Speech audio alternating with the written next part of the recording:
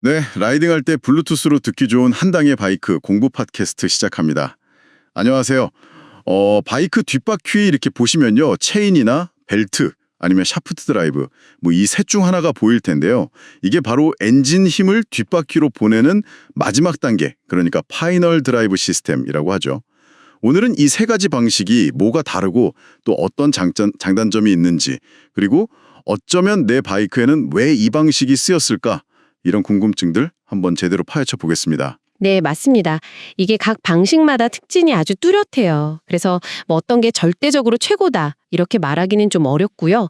오히려 이 바이크의 성격이나 목적에 따라서 왜 이 방식이 더 잘 맞는지 이걸 이해하는 게 중요하다고 생각합니다. 오늘 이 시간을 통해서 아마 여러분 바이크를 좀 더 깊이 이해하게 되실 겁니다. 좋습니다. 그럼 먼저 벨트 드라이브부터 한번 살펴볼까요? 주로 이제 할리 데이비슨 같은 크루즈 바이크에서 많이 보이는 방식이죠. 뭔가 좀 조용하고 부드러운 느낌. 네, 정확해요. 벨트 드라이브 하면 역시 그 부드러운 주행감하고 정숙성이 가장 큰 매력이죠. 금속 체인이랑 달라서 윤활유, 그 루브라고 하죠. 그런 걸 칠 필요가 없으니까 관리도 깨끗하고요. 주기적으로 장력 점검, 그러니까 벨트 팽팽한 정도만 좀 봐주면 어지간한 유지 보수는 거의 필요가 없어요. 관리만 잘하면 16만 킬로미터 이상도 탄다고 하니까 내구성도 엄청나죠. 재질 자체가 고무나 뭐 강화 섬유 이런 거라 충격 흡수도 잘 되는 편이고요. 와, 16만 킬로미터요? 진짜 오래 터네요. 근데 이렇게 좋은데 왜 스포츠 바이크나 이런 데는 잘 안 쓰는 걸까요? 모든 바이크에 쓰면 좋을 것 같은데. 그게 또 몇 가지 이유가 있습니다. 벨트는 체인보다는 아무래도 좀 유연하잖아요. 그래서 이제 구동력을 확실하게 전달하려면 직경이 큰 풀리가 필요해요. 벨트 감기는 바퀴 말입니다. 이게 공간을 꽤 차지해서 작은 바이크에는 좀 넣기가 어렵죠. 그리고 고출력 바이크에 맞는 강한 벨트를 만들려면 이게 또 너무 두껍고 커지게 되거든요. 부피 문제가 있는 거죠. 교체할 때도 좀 번거로워요. 보통 뒷바퀴 잡아주는 스윙암을 분해해야 하는 경우가 많거든요. 그리고 체인 방식보다는 동력 손실이 약간 더 크다는 점도 단점이라면 단점이죠. 엔진 힘이 100%다 전달되지는 않는다는 이야기입니다. 아, 그렇군요. 공간 문제, 부피 문제, 또 동력 손실도 좀 있고요. 벨트가 부드럽다면 또 완전 반대로 아주 그냥 튼튼하고 관리 편한 끝판왕 같은 방식도 있잖아요. 바로 샤프트 드라이브. BMW가 뭐 거의 100년 전부터 썼다던데 뭔가 좀 대단해 보이긴 합니다. 네, 샤프트 드라이브는 구조가 자동차 구동축이랑 비슷하다고 보시면 돼요. 기어랑 축으로 힘을 전달하니까 뭐 비가 오나 눈이 오나 외부 오염이나 날씨 영향 같은 걸 거의 안 받죠. 그래서 사실 뭐 유지보수라고 할 만한 게 거의 없어요. 내구성도 아주 뛰어나서 특별한 고장 없으면 그냥 바이크 수명하고 같이 간다고 봅니다. 이런 장점 때문에 장거리 투어링 모드에 아주 많이 쓰이죠. 이야, 듣기만 해도 진짜 편할 것 같은데요. 루브 칠 걱정 없고 그럼 사실 이게 제일 좋은 거 아닌가요? 근데 단점도 물론 있습니다. 이게 구조가 좀 복잡해요. 그래서 만드는 비용이 비싸고 무게도 꽤 많이 나갑니다. 쇳덩이들이 들어가니까요. 그리고 동력 손실률도 사실 세 가지 방식 중에서는 가장 커요. 또 중요한 점이 하나 있는데 기어비를 바꾸는 게 거의 불가능하다는 겁니다.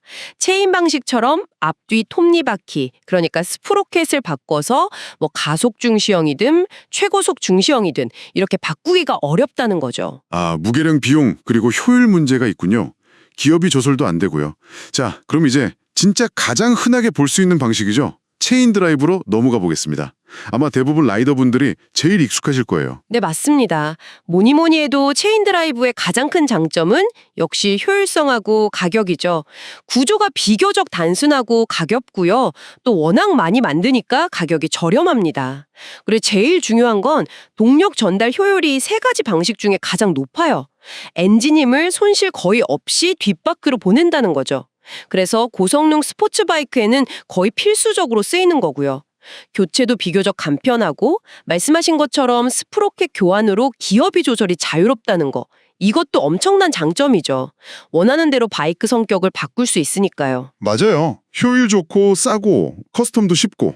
근데 이게 또 라이더 입장에서는 제일 귀찮은 방식이잖아요. 주기적으로 청소하고 그 루브라고 하죠. 윤활유 발라줘야 하고 잘못하면 막 여기저기 튀어서 엄청 지저분해지고요. 소음도 좀 있고 벨트나 샤프트보다는 확실히 수명도 짧고요.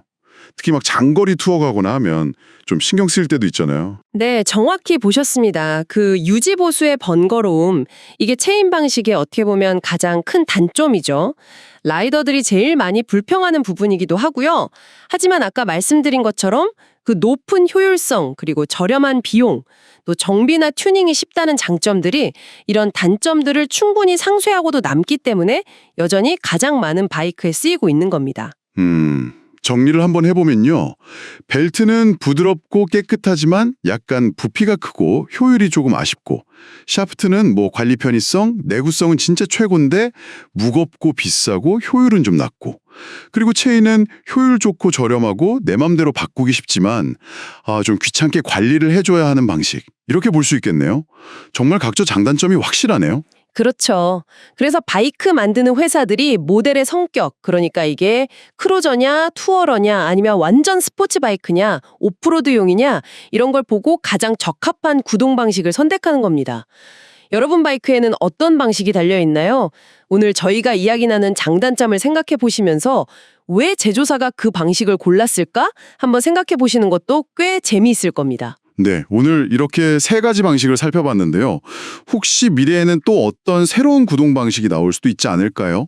어쩌면 지금 있는 방식들의 단점들을 다 보완해서 뭐 가볍고 효율도 좋은데 유지보수도 필요 없는 그런 혁신적인 기술이 나올지도 모르겠어요.